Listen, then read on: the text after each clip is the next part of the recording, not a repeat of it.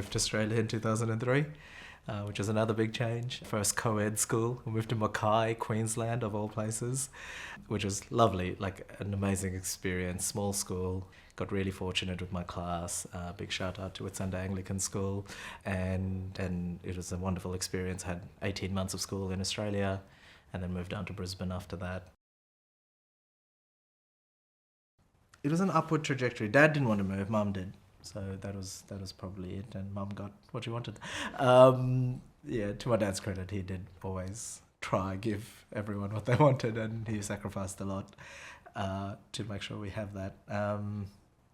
Yeah, Mum just... There was a brain drain in South Africa at the time. A lot of people were leaving. It was early 2000s.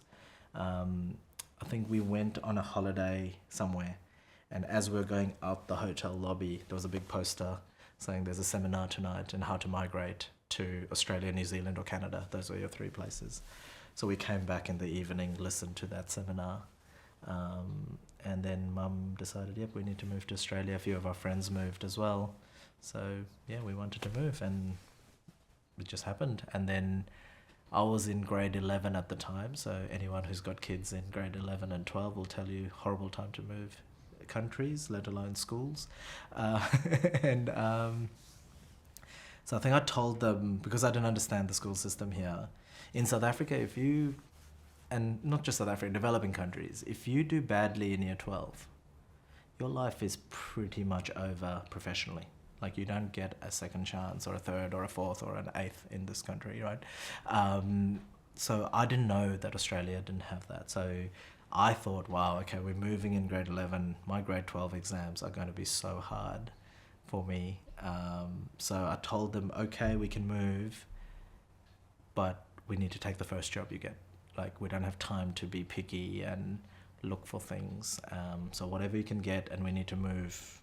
I think they told me in January they wanted to move, and I said, look, we need to move before June. So that gives me at least 6 months of grade 11 to get used to it, and grade 12 will be the big year, because I thought there was a big exam at the end of year 12, like I'm used to in South Africa. But then I got here and I found out that we didn't have that back then. We just had every term counts, and it just became a bit easier in that sense. Well, it took the pressure off a little bit in that sense. So yeah, and Dad got 2 offers, or 3 offers actually. So Gold Coast was one, Bondi Junction of all places in Sydney was the other, and Mackay was the third. And there was a Bangladeshi family in Mackay that we were able to get hold of on the phone and spoke to, and they were like, yeah, Mackay's great, come live in Mackay. And thank God we did, because we went from a small town that didn't even have movies. Mackay was a huge town for us. It was 100,000 people from a town that probably had 4,000 or 5,000 people. Like, it was already huge. Had 2 cinemas. So it worked out beautifully. It allowed us to settle in a little bit, and got a nice school. Really grateful for that. And yeah, so I moved in May, enrolled in the school, my brother and I. I was in grade 11, he was in grade 7. And yeah, and really struggled with school over here.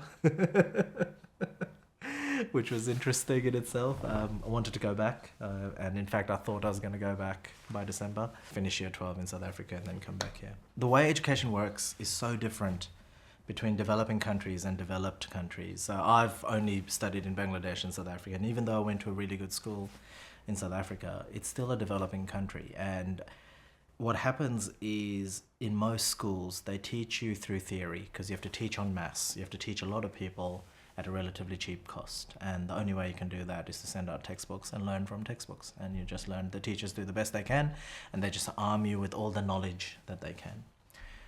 So I came into Australia, and I think only a third of my knowledge for the exam was on what was in the textbook, and I would get 50 out of 50 for that third. And then the remaining 100 marks in the exam, the remaining 2/3, was all about, okay, now that you know what you've just read, apply it to this scenario and that scenario and that scenario.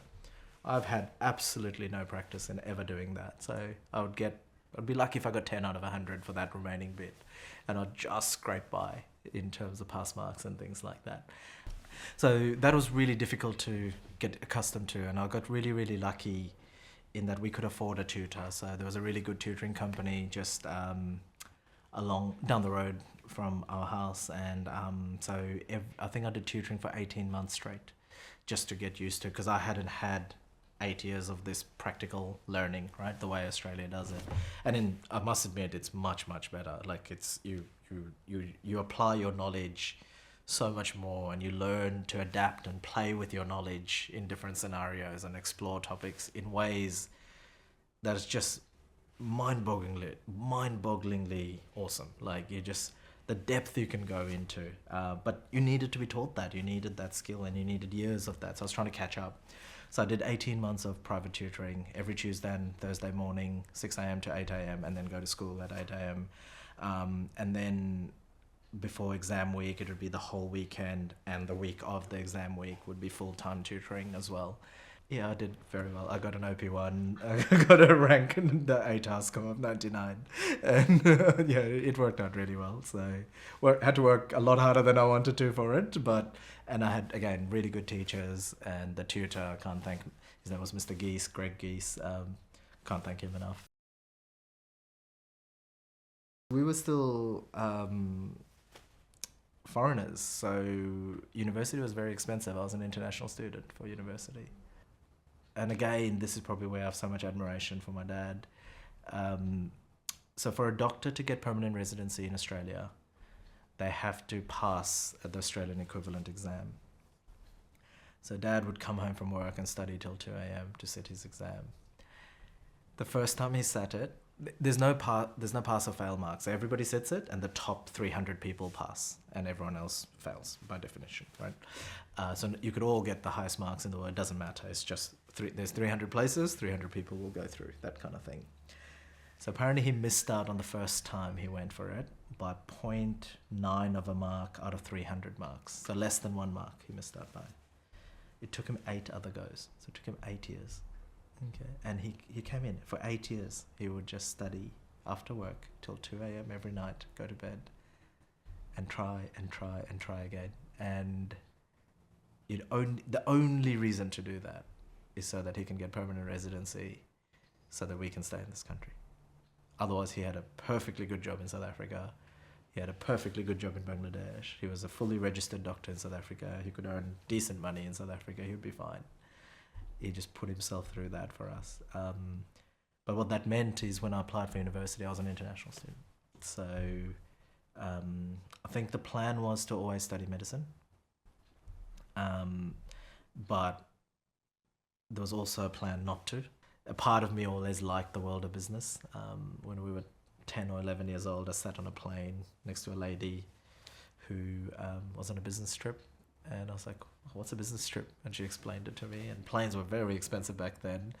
And the fact that someone would pay you to fly around was, for an 11-year-old, for him, was just amazing. And so part of me just parked that away, that, okay, maybe the world of business would be good. And then there was a movie with Keanu Reeves where he's an advertising exec in a big skyscraper building, and they got a company car, which was a Mercedes SLK at the time. And I remember I was 14 watching it. Maybe a bit older, maybe 16 watching it and going, okay, so there's business trips, there's skyscraper building and a company car. This world of business might be an appealing thing to me. So I just parked that to the side as a possibility. But medicine, I did the sciences in school, so I did the physics, chem, maths, subjects, biology, all that, planning to do medicine. But then medicine became $50,000 a year, and I wasn't going to upfront for an international student. So it would have bankrupted everyone to do it, which kind of played my hand, but I'm glad it did, because I probably would have wanted to not do it as well. So I'm actually glad it worked out the way it has. So then I decided, okay, at the time you could study accounting and it could get you permanent residency if you graduated from accounting, because there was a shortage of accountants.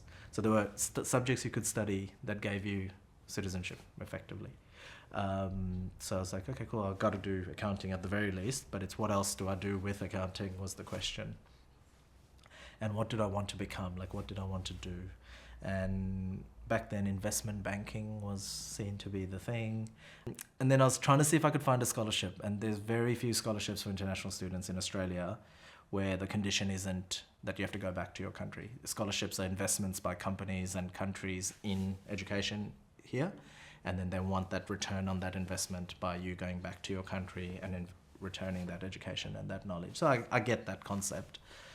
So there was only one scholarship in the whole of the country that I was eligible for, and it required me to study economics at UQ because it was an economics school scholarship. I didn't know what economics was, but I applied for it. I was a month late applying, but I hoped that they hadn't evaluated pre-Christmas. I called them up and said, hey, I'm hoping you're evaluating after Christmas. They're like, yeah, we are. Can I please, I've missed the deadline, but I only found out about it. I'm in Mackay. I only found out about it yesterday. Can I just apply? They said, yep, apply before Christmas, it'll be fine. I flew down for the interview in January.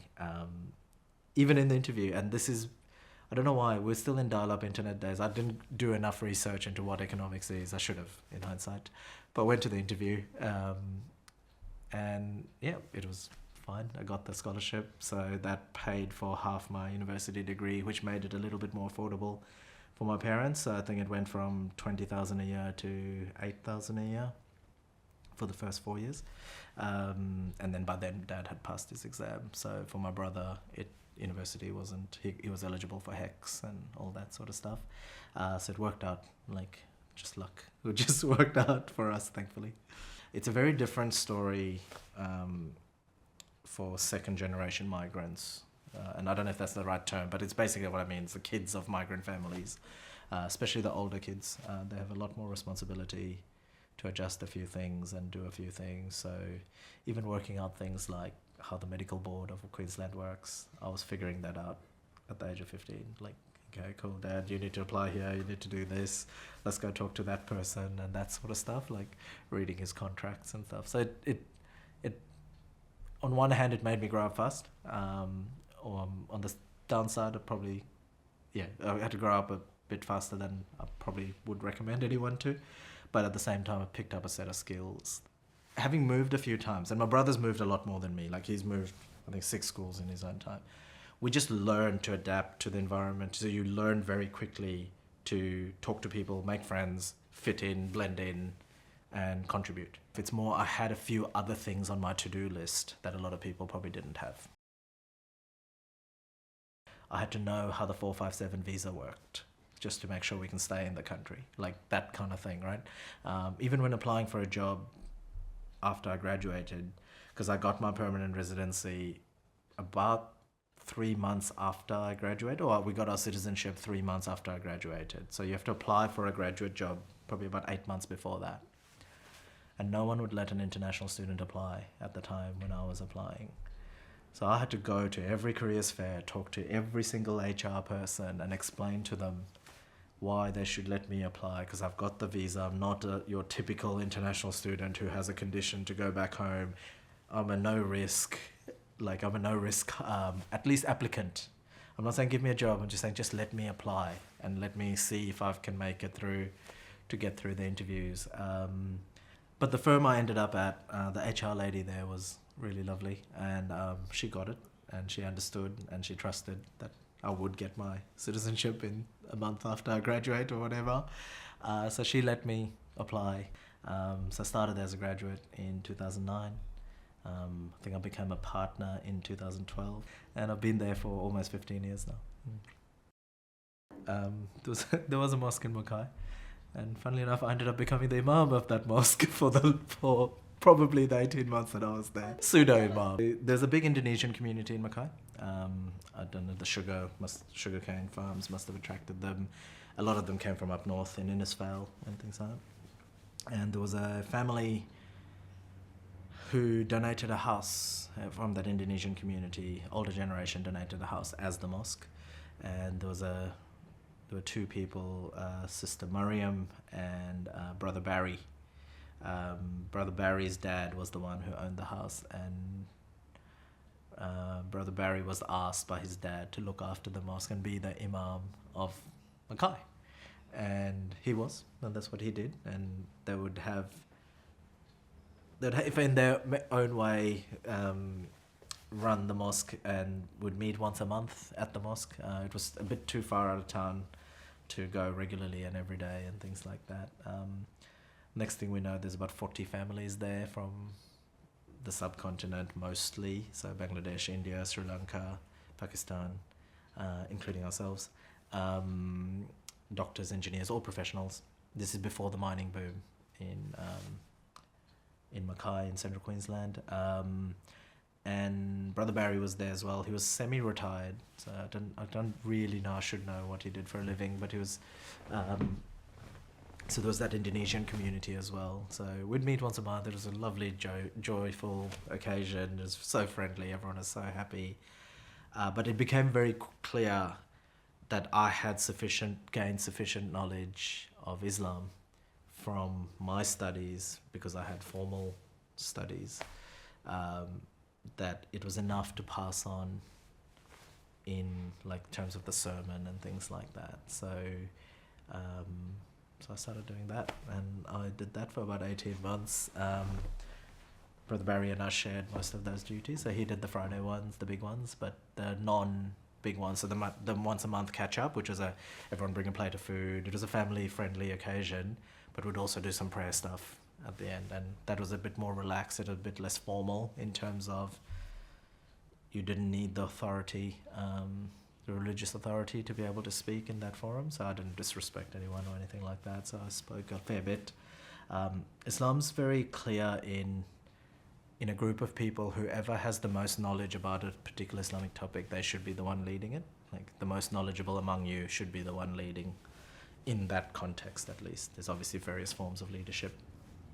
And so I was passing on a lot of the things I was taught when I was smaller. It was good. I was able to relate to the kids a lot more, obviously, being relatively young. I was 16 or 17 at the time. I was leading the prayers.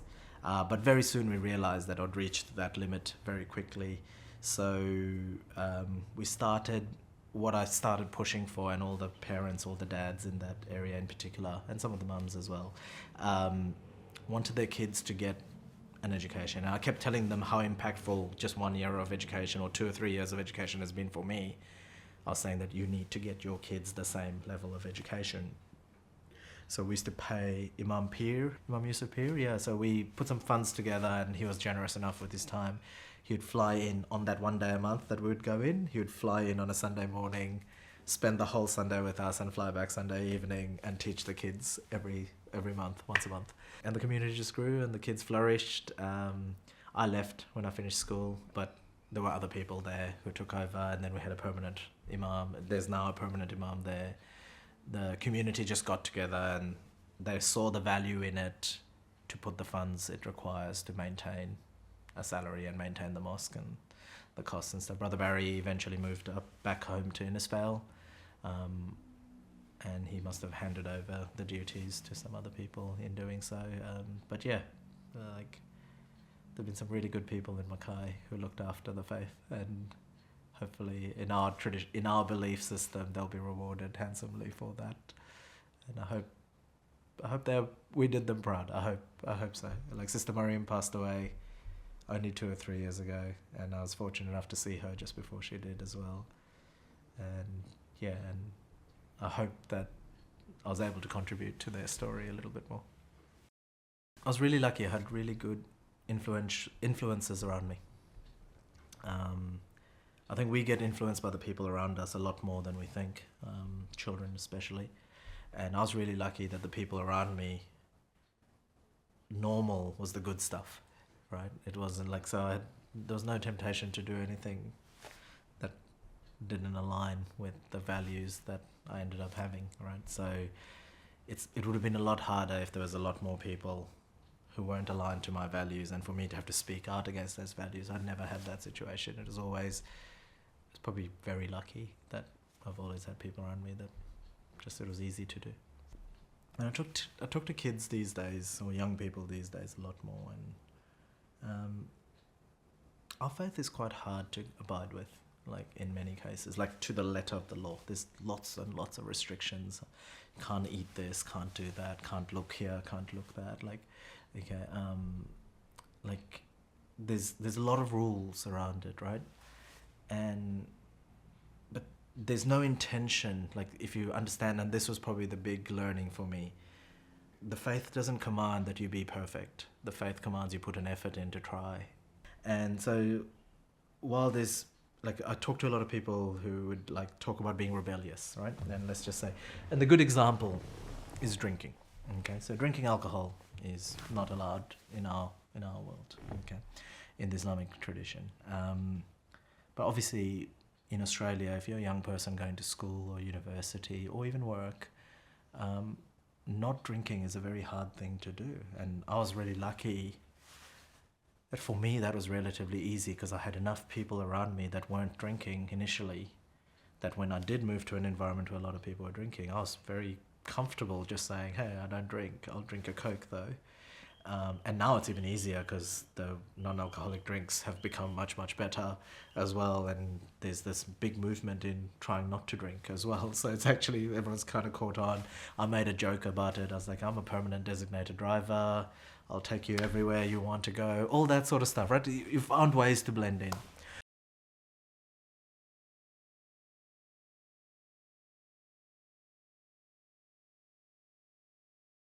I haven't done much community work for a while. For about 4 years, I've been focusing on my kids and my work. I've got a pretty public profile for the type of work I do as well, and the type of work I did in the Muslim community. I was quite a key person in the Islamic Council of Queensland for about 4.5 years, where I was very, very active. Like, we did a lot in the public domain. So for me, it was really important that the Islamic Council of Queensland, or the organisation, at least had a face that represented a sound voice of the community. The biggest thing that happened from it, that changed, that impacted us, was that the narrative that came out of 9/11 was that we as a community did not feel any sympathy for the people that were killed tragically on that day.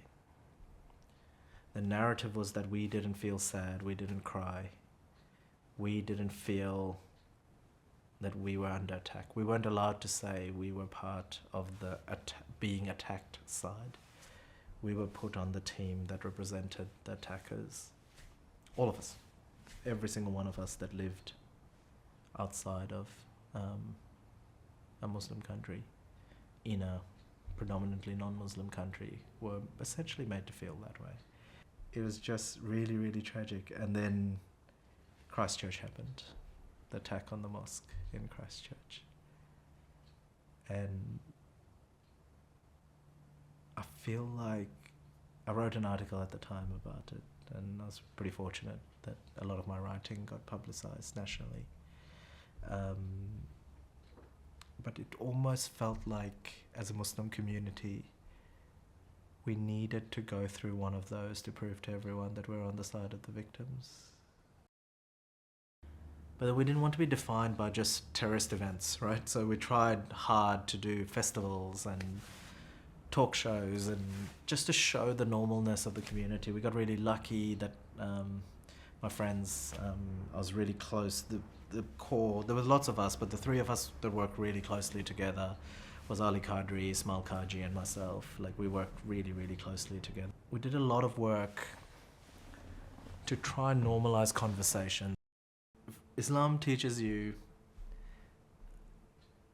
and it's a hard one, but at times, but that life is always going to be filled with tests and tribulations, and it's how you handle yourself in those positions, both as the person going through it and the person who's not. And the person who's not has a lot of responsibility to do something. You can't just rest on your laurels and do nothing. And when I say do something, like do something positive, create a better society. We all have a circle of influence to promote positive messages of unity and humanity on both sides of the equation, and learning from each other about each other. The commonalities are just so similar. It's just mind-boggling.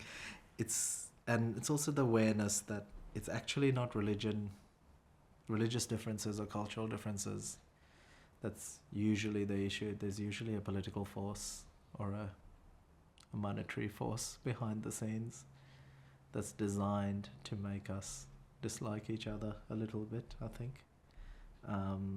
And when you look through that lens, there's a lot we can all work through and work on and create a better society for ourselves and future generations. I think that's probably the key, the future generations bit.